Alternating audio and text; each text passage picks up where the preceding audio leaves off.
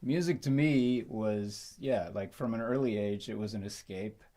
It was a way to escape from reality. It was also a way to relate to things that were going on in different places of the world. You could, you listen to a certain song and it takes you away to a different place. And it was also a way to relate to family members.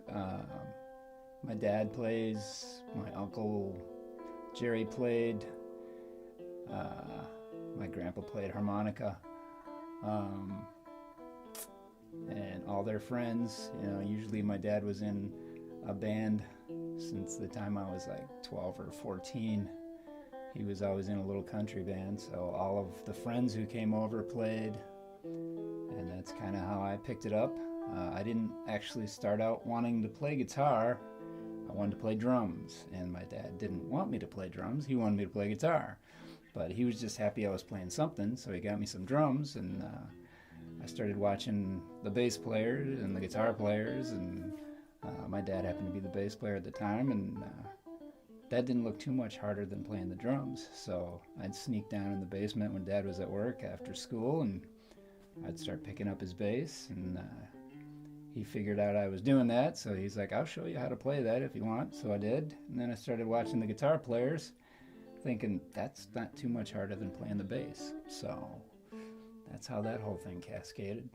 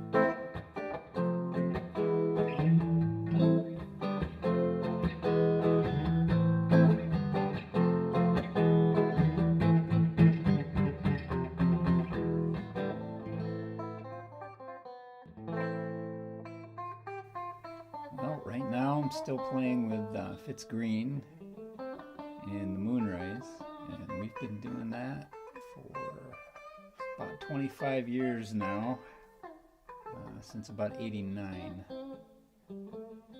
But like I said, the first incarnation was called the Mondo Combo. The Moonrays came later, even though it's pretty much been Fitz and myself all along. No near run-ins with the law that I'd like to put on record. Can I keep that on there? Yeah.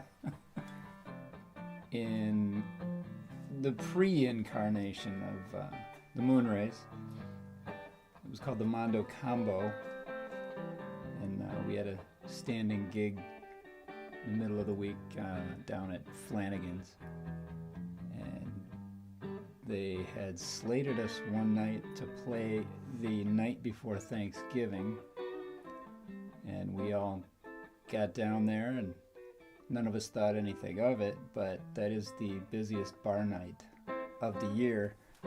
So we all got down there, set up, and there was barely any place to stand, and the young lady running the bar kind of looked around and looked at us and said, "You know what? Why don't you guys just pack your stuff up? I'll pay you for the evening, but we could use the table space more than we could use a band." But she didn't do the math, because the band was still taking up the same amount of table space. We were just now drinking on her tab. So that was my best getting paid not to play story.